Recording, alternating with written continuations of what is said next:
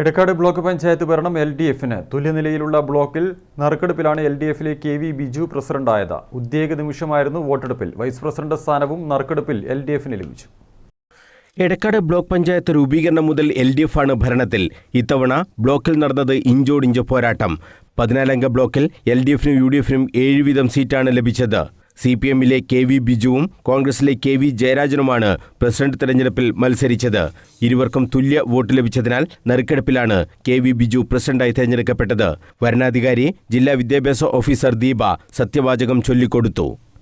Edakkad block പഞ്ചായത്തിലെ പ്രസിഡന്റായി തെരഞ്ഞെടുക്കപ്പെട്ട എടക്കാട് ബ്ലോക്ക് പഞ്ചായത്തിലെ പ്രസിഡന്റായി തിരഞ്ഞെടുക്കപ്പെട്ട ബിജു KV എന്ന ഞാൻ നിയമാനുസരണം നടപ്പാക്കിയ ഇന്ത്യൻ ഭരണഘടനയോട് യഥാർത്ഥമായ വിശ്വാസവും കൂറും പുലർത്തുമെന്നും ഇന്ത്യയുടെ പരമാധികാരവും അഖണ്ഡതയും നിലനിർത്തുമെന്നും ഭയാശങ്ക കൂടാതെയും മമതയോ വിദ്വേഷമോ കൂടാതെയും ഞാൻ എൻ്റെ ഔദ്യോഗിക കൃത്യങ്ങൾ യഥാവിധിയായും വിശ്വസ്തയോടും എൻ്റെ പരമാവധി കഴിവ് പ്രയോജനപ്പെടുത്തി നിർവഹിക്കുമെന്ന് ദൃഢപ്രതിജ്ഞ ചെയ്യുന്നു.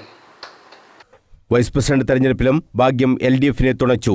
CPMലെ ബിന്ദു വൈസ് പ്രസിഡന്റായി തെരഞ്ഞെടുക്കപ്പെട്ടു. തുല്യ വോട്ട് ലഭിച്ചതിനെ തുടർന്ന് നറുക്കെടുപ്പിലാണ് ബിന്ദു വൈസ് പ്രസിഡന്റായത്. വിജയികളെ ആനയിച്ച് ചാല ടൗണിൽ പ്രകടനവും നടന്നു.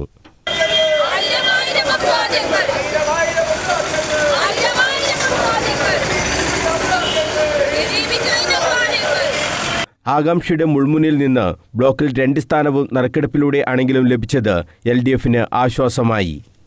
News bureau, Kannur.